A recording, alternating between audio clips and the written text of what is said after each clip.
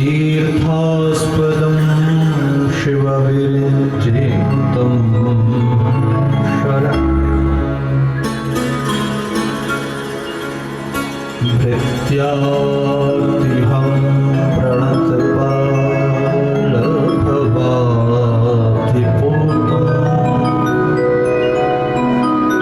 वन्दे महापुरुष ते चरणारविन्दम्।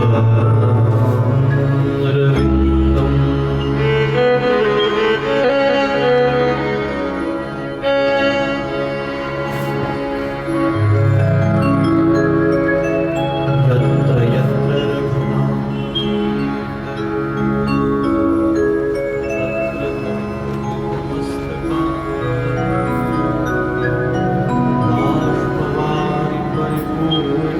लोचनं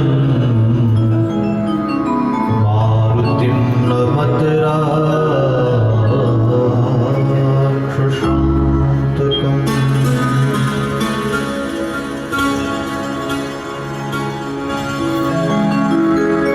वन्दे बोधमयं नित्यं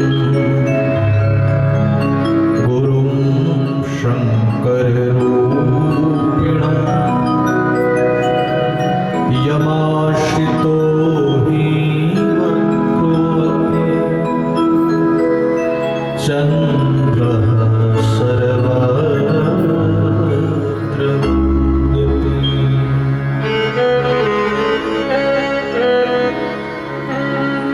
भक्ति भक्त भगवन्त गुरु चतुर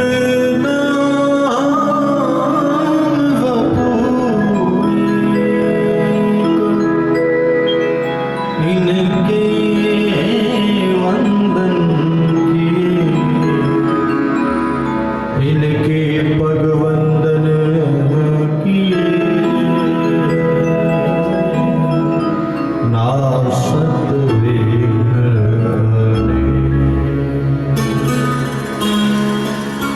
सिया रामचंद्र जी वृंदावन कृष्ण बलराम जी की जय।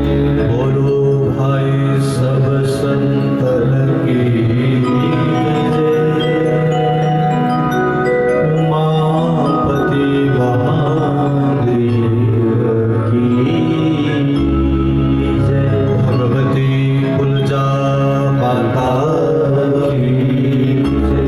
देव ब्रजेश्वर देवता की जय। समस्त देवी देवताओं की जय। नमः पार्वती पतये हर हर महादेव। आइए मन वाणी को पवित्र करें।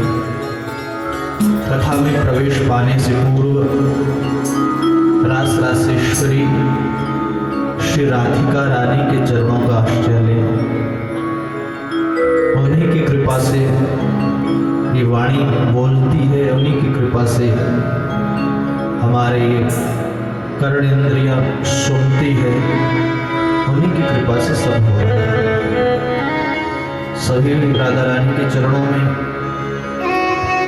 अपना तन मन धन निवेदित करते हुए अपने अपनी वाणी को पवित्र करेंगे।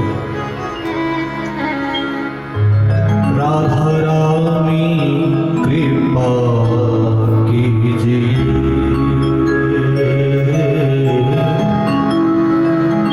राधा रानी कृपा कीजिए, राधा रानी कृपा कीजिए, राधा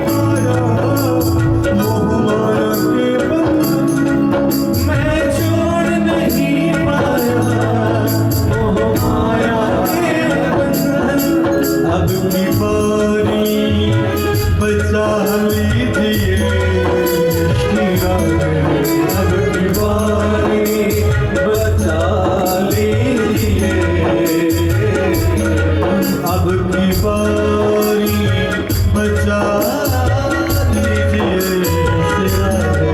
अपनी पानी बचा लीजिए ऐसे ही मोरा रानी कृपा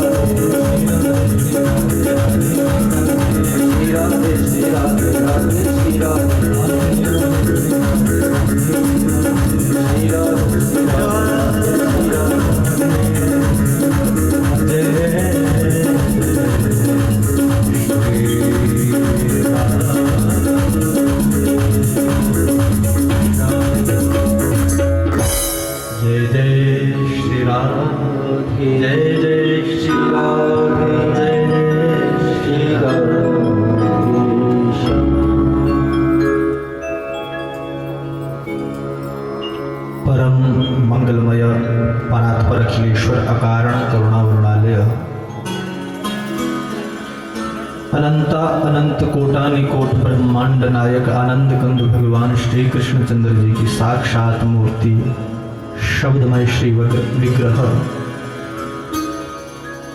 श्रीमद् भागवत भगवान के चरणों में बारंबार प्रणाम करते हुए देवाधिदेव महादेव शंकर भगवान के चरणों में कोटि कोटि वंदन। जगत जननी महामाया त्रिपुर सुंदरी मणिद्वीप निवासिनी आदि शक्ति पराम्बा जगदम्बा दुर्गा स्वरूपा भगवती मां कुलजा के चरणों में मेरा कोटि कोटि वंदन। कुल इष्ट देवता, ग्राम देवता, स्थान देवता, सभी देवताओं के चरणों में प्रणाम। ब्रजेश्वर देवता के चरणों में कोटि कोटि वंदन। पूज्य विप्रों द्वारा आवाहित पूजित सर्वतोभद्र मंडलस्थ एवं नवग्रह मंडलस्थ समस्त देवी देवताओं के चरणों में प्रणाम। प्रातः स्मरणीय पूजनीय पूज्य सद्गुरु महाराज जी के चरणों में कोटि कोटि वंदन। इस यज्ञ के यज्ञाचार्य जी महाराज जी के चरणों में प्रणाम। कुल पुरोहित जी के चरणों में नमन एवं ऋग्वेद, यजुर्वेद, सामवेद, अथर्ववेद रूपी विप्र देवताओं को प्रणाम करते हुए अत्र उपस्थित भक्तिमती माताएं बहनें और परीक्षित स्वरूप श्रोता बंधु, आज के सत्र में व्यासपीठ से आप सभी का बहुत बहुत अभिनंदन। प्रेम से बोलो जय श्री कृष्ण। जय श्री कृष्ण। हरे कृष्ण। मेरे प्रभु की अहेतु की कृपा का वर्षण हो रहा है, अकारण कृपा बरस रही है, जो हम आप सभी घर गृहस्थ के काम धंधों से निवृत्त होकर के अपने प्रियतम और राधा रानी जी के समकक्ष समुपस्थित हुए हैं। भगवान कहते हैं, सन्मुख होई जीव मोहि जब, जन्म कोटि अघनाश तब। रामचरितमानस में गोस्वामी तुलसीदास जी वर्णन कर रहे हैं भगवान का अपने भक्त के प्रति, इस जीवात्मा के प्रति जो भाव रहता है वो गोस्वामी तुलसीदास जी ने रामचरितमानस में लिखा। गोस्वामी जी कहते हैं कि भगवान कह रहे हैं, सन्मुख होई जीव मोहि जबहि। जब ये जीवात्मा मेरे सन्मुख आकर के बैठता है तो जन्म कोटि अघ माने पाप, नाशहि तबहि, उसके करोड़ों जन्मों के पापों का मैं तत्क्षण ही विनाश करता हूं। ऐसे मेरे प्रभु की प्रतिज्ञा है। बोलिए आनंद कंद भगवान श्री कृष्ण चंद्र महाराज की जय। तो कहने का भाव यही है कि जितनी भी जीवात्माएं भगवान के सामने समुपस्थित हुए हैं वो सभी कृपा पात्र हैं, और माध्यम बनाया है उस दिवंगत आत्मा को जो आज से 4 वर्ष पूर्व पहले इस धराधाम की यात्रा को पूर्ण करके भगवान के दिव्य गोलोक धाम को प्रस्थान कर गए। जो इस धरा पर श्रीमान श्री भगवान दास भारद्वाज के नाम से प्रतिष्ठित रहे, और उनका कबीला, उनका परिवार उन्हीं की यादों में, उन्हीं की स्मृति में आज अपने सदगृहस्थ में ये दिव्य महायज्ञ करवा रहे हैं। इसको महाज्ञान यज्ञ कहा गया है। इस कथा का मुख्य लक्ष्य भी यही है कि उस दिवंगत आत्मा को भगवान के श्री चरण प्राप्त हो, और फिर उन्हीं के साथ हम आप सभी जो है अपना आत्म कल्याण भी कर रहे हैं। वास्तव में भागवत की कथा आत्म कल्याण करने वाली है। बोलो जय श्री कृष्ण। जय श्री कृष्ण। समाज का कल्याण, राष्ट्र का कल्याण तो होगा ही, परंतु साथ में आत्म कल्याण भी होता है। ऐसी ये भागवत की दिव्य कथा, जिस कथा को सुनने के लिए हम आप सभी भगवान के समकक्ष एकीभूत हुए हैं, अर्थात एक सूत्र में बंधे हैं।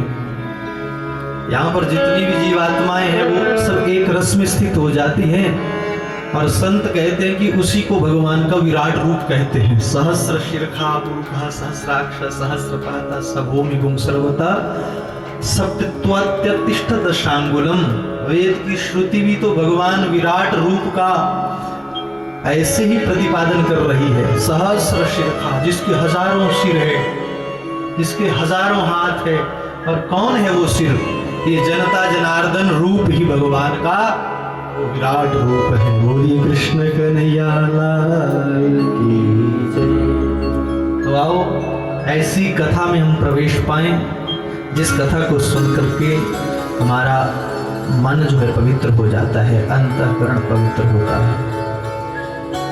हमने पिछले कल श्रीमद् भागवत महापुराण के महात्म्य पर थोड़ी चर्चा की। हम निवेदन कर रहे थे कि स्वामी शुकदेव जी ने इस कथा को बहुमूल्य कहा। कि क्या मूल्य है इस कथा का, ये आपने पिछले कल श्रवण किया। स्वर्गलोक के देवता जो है अमृत का कलश लेकर के सामने उपस्थित हुए, परंतु परमहंस शुकदेव जी महाराज जी ने उस स्वर्ग के अमृत को इस कथा के सामने ऐसे बताया कि भैया तुम्हारा ये स्वर्ग का अमृत तो हमारे कथा अमृत के आगे ऐसे हैं जैसे किसी बहुमूल्य मणि के सामने कांच का टुकड़ा। अर्थात स्वर्ग के अमृत की इस श्रीमद् भागवतामृत के सामने कोई कीमत नहीं है, क्योंकि बहुमूल्य मणि के सामने कांच का टुकड़ा कोई रखे तो कांच के टुकड़े की कोई कीमत नहीं। बोलो जय श्री कृष्ण। जय श्री कृष्ण। ये हमें विचार करना चाहिए कि भागवत भगवान की ये कथा कितनी बहुमूल्य है, और हम आप कलिकाल के मनुष्य कितने भाग्यशाली हैं, इतनी सहजता से प्राप्त हो रही है।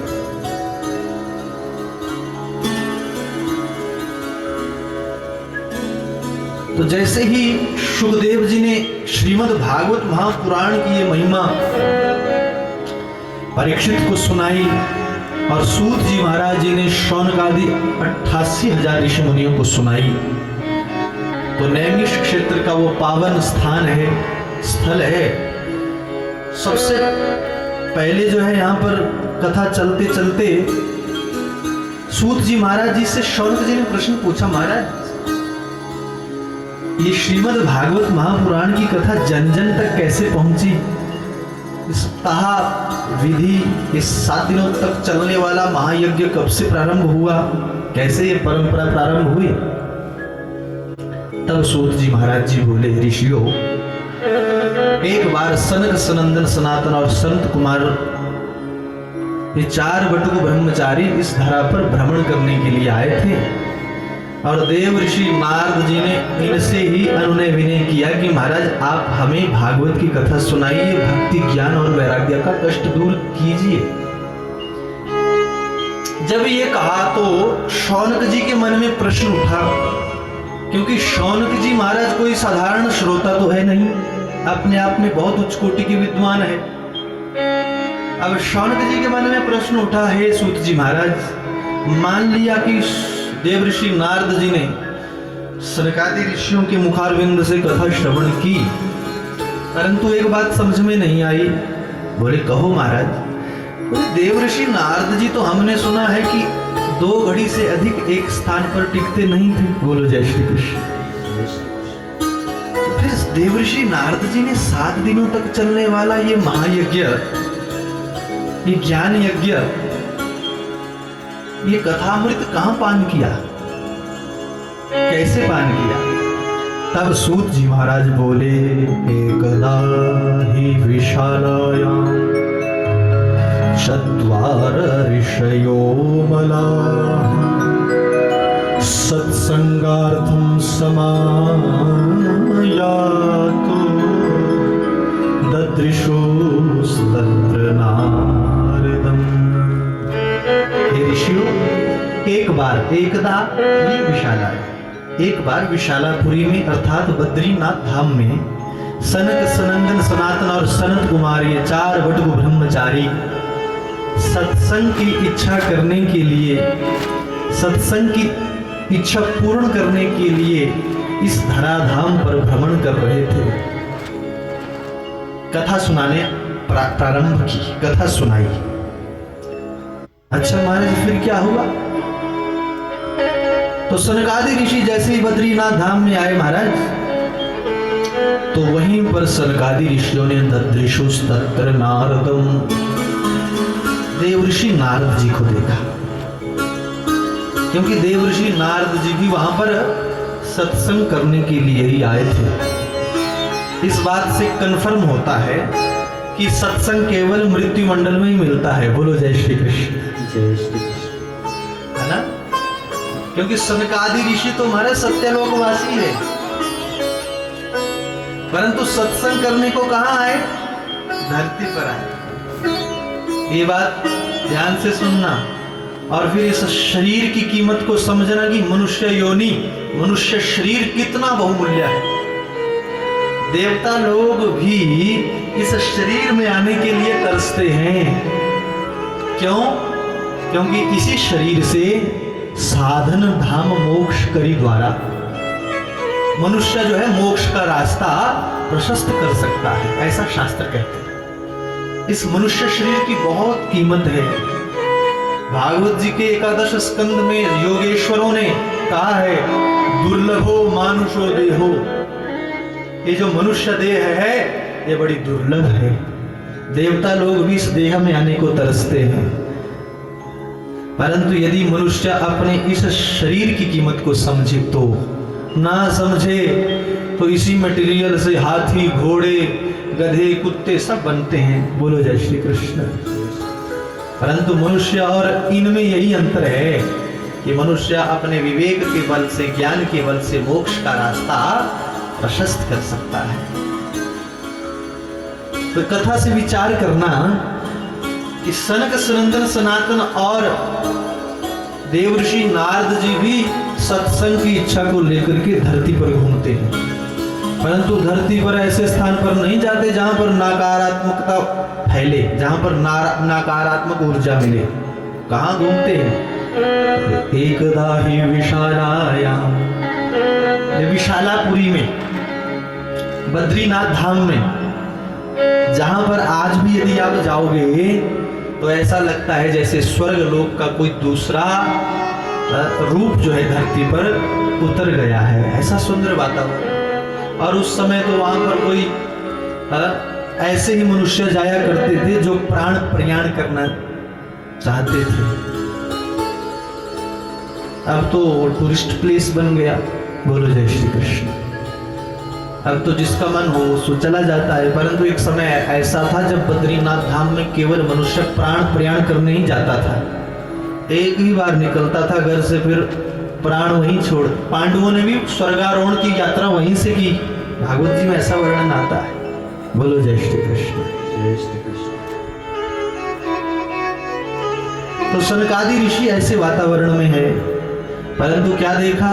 ददृशोस्तत्र नारदम, वहीं पर देवऋषि नारद जी को देखा। ज्यों देवऋषि नारद जी को देखा, अब संतों से जब संत मिलते हैं तो आनंद तो होता है, क्योंकि तुक मिले रसिकों के सदा और पीवन यमुना जल को। जब संत से संत मिलते हैं तो आनंद तो मिलता है, ऐसा नहीं है। सज्जन से सज्जन मिलता है तो आनंद होता है, प्रसन्नता होती है। परंतु यहाँ पर सनकादि ऋषि ने जैसे ही देवऋषि नारद जी को देखा तो क्या देखा कि देवऋषि नारद जी का मुंह तो लटका हुआ है। चिंता तो पूछा, पास जाकर के पूछा, कथम ब्रह्मन् दीन मुख कुतश्चिंता तुरो भवान् त्वरितं गम्यते कुत्र कुतश्च आगमनं तव। कथम ब्रह्मन् दीन मुख, हे ब्राह्मण ये मुंह क्यों लटकाया है? किसने पूछा? ध्यान से सुनना। सनकादियों ने पूछा देवऋषि नारद जी से, कथम ब्रह्मन् दीन। 4 ऋषि है ना, 4 बटक ब्रह्मचारी। एक ने पूछा कथम ब्रह्मन् दीन मुख, ब्राह्मण मुंह क्यों लटकाया है? दूसरे ने पूछा कुतश्चिंता तुरो भवान, आपके मुख पर ये चिंता क्यों लटक रही है? तीसरे ने कहा त्वरितम गम्यते कुत्र, कहां से तुम्हारा आगमन हो रहा है, कहां जा रहे हो? कुतश्च आगमनम तव, कुतश्च कहां से तुम्हारा आगमन हो रहा है और कहां तुम जा रहे हो? 4 ऋषि हैं तो चारों ने अपने अपनी ओर से प्रश्न पूछा। अब जब चारों बड़े ब्रह्मचारियों ने एक साथ प्रश्न पूछा तो देव ऋषि नारद जी ने हाथ जोड़ लिए, बोले महाराज क्या बताऊं, जिस तरह से सत्संग की इच्छा को लेकर के आप इस धरा पर घूम रहे हैं ना, वैसे ही मेरी भी इच्छा हुई कि मैं भी धरती पर सत्संग करूं जाकर के। तो सनकादियों ने पूछा, बोले अगर सत्संग की इच्छा को लेकर के आए थे तो इसमें मुंह लटकाने की क्या आवश्यकता है। बोलो जय श्री कृष्ण। तुम्हारे मुंह पर जो है चिंता के निशान है। अरे महात्मन, तुम जैसे मुक्त संग महात्मा को ये चिंता शोभा नहीं देती। तवेदम मुक्त संगस्य नोचितम वद कारणम। तुम्हारा जैसा मुक्त संग महात्मा यदि ऐसे ही धरती पर चिंता को लिए हुए घूमेगा, टेंशन को लिए हुए घूमेगा, तो इन गृहस्थियों का क्या होगा जो सारा जीवन भर घर गृहस्थ का बोझा ढोते ढोते नहीं थकते, उनका क्या होगा। बोलो जय श्री कृष्ण। तुम तो एकदम मुक्त संग हो, तुम्हारे कोई आगे नहीं कोई पीछे नहीं। अरे महात्मन, हमने तो ऐसा देखा है कि तुमने तो आज तक अपने लिए रहने के लिए कोई कुटिया भी नहीं बनाई है। बोलो जय श्री कृष्ण। तुम उस स्तर के वैरागी हो। तवेदम मुक्त संगस्य नोचितम वद कारणम। तुम्हारे लिए ये उचित नहीं है, कारण बताओ। ऐसे मुंह लटकाए कहां घूम रहे हो, क्यों घूम रहे हो। देवर्षि नारद जी ने कहा, बोले महाराज जैसे आप सत्संग की इच्छा को लेकर के धरती पर आए हैं, ऐसे ही मैं भी सत्संग की इच्छा को लेकर के यहाँ पर घूमा। बोले कहां कहां घूमे जो आपकी ऐसी दुर्दशा हो गई। तो देवर्षि नारद जी बोले, अहम तो पृथ्वी यातो ज्ञात्वा सर्वोत्तमामिति पुष्करम च प्रयागम च काशीं गोदावरीं तथा हरि क्षेत्रम कुरुक्षेत्रम श्रीरंगम सेतु बंधनम एवमादिषु तीर्थेषु भ्रममाणः इतस्ततः। हे ऋषियों, हे सनकादियों, मैं भी इस पृथ्वी को उत्तम लोक जान करके पुष्कर में घूमा, प्रयाग में घूमा, काशी गोदावरी में घूमा, हरि क्षेत्र माने हरिद्वार में, कुरुक्षेत्र में घूमा, श्रीरंग में गया, सेतु बंध में गया। सनकादियों ने कहा तो फिर वहां ऐसा क्या देखा। बोले ना पश्या कुत्र चित शर्म मना संतोष कारकम। महाराज कहीं पर भी मैंने मन को शांति मिलने वाला दृश्य नहीं देखा जिससे मन को संतोष हो। देखो देवर्षि नारद जी आज अपनी व्यथा सुनाने लगे। वास्तव में देवर्षि नारद जी कहना क्या चाहते हैं, कथा से ज्ञान लेना, क्योंकि ये सनकादि ऋषियों और देवर्षि नारद जी के बीच का संवाद है, वही मैं आपको सुना रहा हूं। देवर्षि नारद जी ने वास्तव में क्या देख लिया, कलयुग की गति देखी, इसलिए मुंह लटका था। महाराज मैंने धरती पर घूम करके, इन तीर्थ स्थलों पर घूम करके ये देखा कि अधर्म के मित्र कलयुग ने प्रत्येक जीवों की मति को ऐसे जकड़ लिया है कि सत्यम नास्ति तपः शौचम दया दानम न विद्यते। ना तो कोई सत्य बोलता, ना कोई तपस्वी दिखाई दिया, ना किसी के अंतःकरण में पवित्रता दिखाई दी। बोलो जय श्री कृष्ण। सत्यम नास्ति तपः शौचम दया दानम न विद्यते। ना तो किसी के मन में दया ही देखी, और धीरे धीरे लोग जो है दान से भी पीछे मुड़ रहे हैं। बोलिए कृष्ण कन्हैया लाल की। ये कौन कह रहे हैं? देवर्षि नारद जी। सनकादियों ने कहा, बोले और क्या देखा? बोले महाराज फिर सोचा कि चलो संतों के आश्रम पर घूम करके देख लो, क्या पता वहीं पर शांति मिल जाए। क्योंकि संत तो सदा सर्वदा भजन में ही रहते हैं, परंतु जब संतों के आश्रम पर आकर के देखा तो वहां पर भी गड़बड़ है। इस अधर्म के मित्र कलयुग ने संतों की मति को भी भ्रमित कर दिया है। संत भी पाखंड पारायण होते चले जा रहे हैं महाराज। पाखंडा निरतो संता विरक्ता परिग्रह। पाखंड पारायण होते चले जा रहे हैं संत। इसलिए मन को कष्ट हुआ कि जब संतों की ये दशा है तो साधारण मनुष्य का क्या होगा।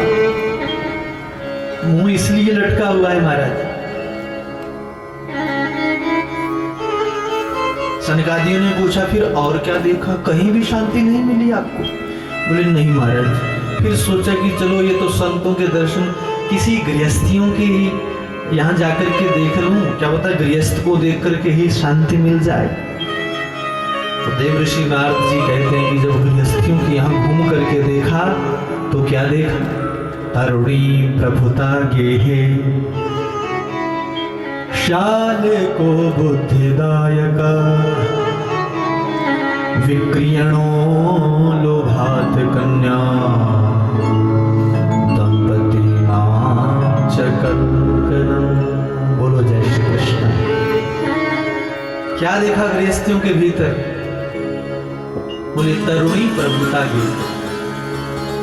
घर गृहस्थ में महाराज नई नवेली दुल्हन की ज्यादा चलती है, जबकि चाहिए क्या कि उस घर का जो सबसे बड़ा है, हमारे जो पूर्वज है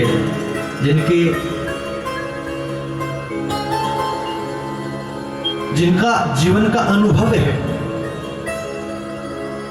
उनसे सलाह ली जाए। परंतु यहां पर लिखा तरुणी प्रभुता। कलयुग का ये प्रभाव है। आज ऐसा ही तो घर घर में देखने को मिल रहा है। कोई बिरला ही घर होगा जहां पर मर्यादा होगी, नहीं तो जो बेटा गृहस्थ सुख के लिए अपने माता पिता को सुखी करने के लिए बहू रानी को ब्याह करके लाता है ना, वही बेटा जो है अपनी लग्जरी लाइफ जीने के लिए फिर अपने माता पिता को छोड़ करके बढ़िया शहर में बस जाता है। बोलो जय श्री कृष्ण। ऐसा देखने को मिल रहा है। क्यों? क्योंकि तरुणी प्रभुता के है। तरुणी माने युवती। ऐसा मत सोचना कि हम अपने पास से बोल रहे हैं। भागवत जी में ये पहले ही लिख दिया। धन्य है हमारे व्यास जी की अमोघ दृष्टि, जो आज से 5-5.5 हजार वर्ष पहले आज का वातावरण जो है चित्रित कर दिया भागवत जी ने। अन्य पुराणों में भी आप देखिए। बोलो जय श्री कृष्ण। कलयुग का प्रभाव बताया। तरुणी प्रभुता की। जब वो तरुणी आती है घर में तो वो कहती है, बोले मैंने तुम्हारे लिए अपने माता पिता का परित्याग कर 1-2 साल रहेगी तो कहेगी अब तू भी मेरे लिए अपने माता पिता का परित्याग कर दे। बोलो जय श्री कृष्ण। और कई बार वो बेटा, वो पुत्र, वो दंपति बेचारा फंस जाता है बीच में। क्या करें? धर्म पत्नी की माने या अपने माता पिता की सेवा करें? धर्म संकट में आ जाता है और फिर अपना परिवार बचाने के लिए, अपना गृहस्थ बचाने के लिए निर्णय ले लेता है और अपने माता पिता को छोड़ करके फिर जो है अपने धर्म पत्नी के अनुसार, उस तरुणी के अनुसार कार्य करता है। बोलो जय श्री कृष्ण। इसलिए यहाँ पर लिखा तरुणी प्रभुता की। घर में जो है नई नवेली तरुणी की चल रही है, प्रभुत्व है। और फिर सलाहकार बनकर के कौन आते हैं? शाल को बुद्धिदायक। सलाहकार साला साहब ससुराल से आएंगे तो वही सलाह देंगे। बोलो जय श्री कृष्ण। अच्छी बात है, साला साहब से सलाह लेना कोई बुरी बात नहीं है, परंतु एक बात ध्यान में रखना, कहीं उस साला साहब के कारण मेरे घर में मेरे पिताश्री, कहीं मेरे दादाजी का अपमान ना हो जाए। शास्त्र कहते हैं कि सबसे पहले जिनका पूरे जीवन का अनुभव है उनसे सलाह ले। ऐसा नहीं है कि साला साहब बुरी सलाह देते हैं।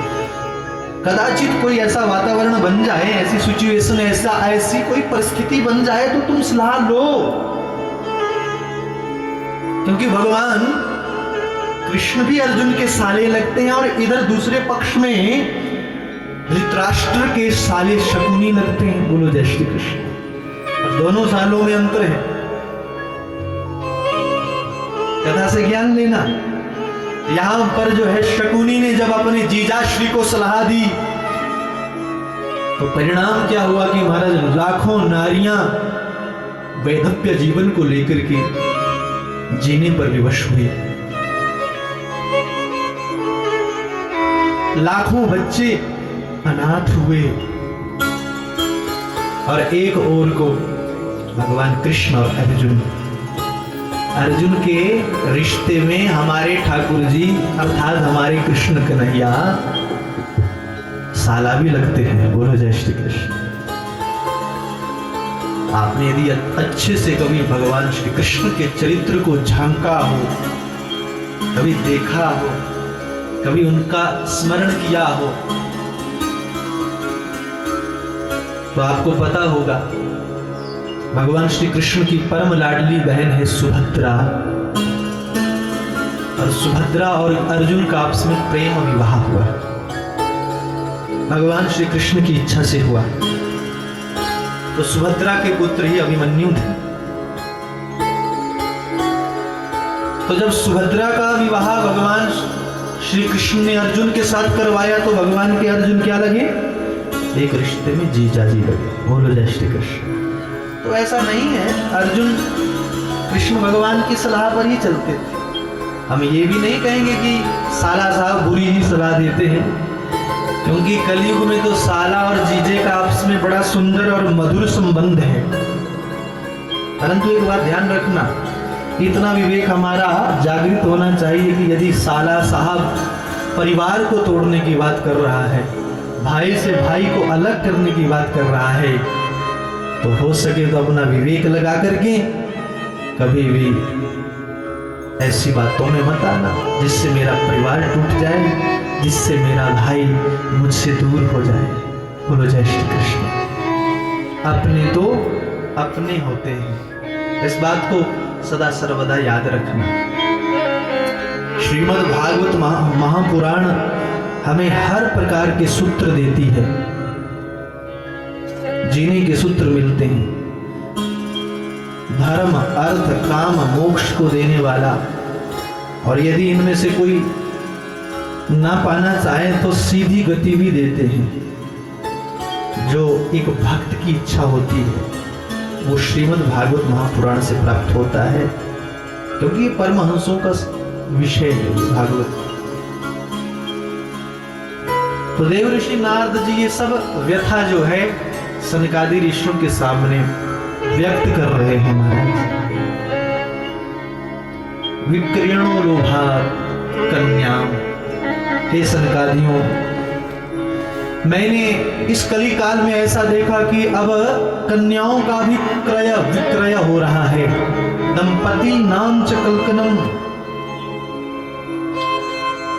दंपति माने पति पत्नी, पति पत्नी के बीच में घोर कलह क्लेश मचा हुआ देखा महाराज, इसलिए मन दुखी है। प्रश्न पूछा है ना कि मन दुखी क्यों है, मुख पर चिंता क्यों है, तो उसका उत्तर देते हुए ये सब बातें देवऋषि नारद ने सनकादियों से कही। सनकादियों ने कहा, बोले और क्या क्या देखा? बोले महाराज बस ऐसे ही भ्रमण करता रहा, कहीं भी मुझे शांति प्राप्त नहीं हुई। फिर विचार किया कि चलो वहां चले जहां पर मेरे प्रभु ने धर्म की रक्षा के लिए धरती पर अवतार लिया था। तो मैं वहां से सारे तीर्थों का भ्रमण करके वृंदावन की पावन धरा पर आ गया। परंतु वहां पर भी मैंने एक आश्चर्य भरा दृष्टांत देखा। ये क्या देखा?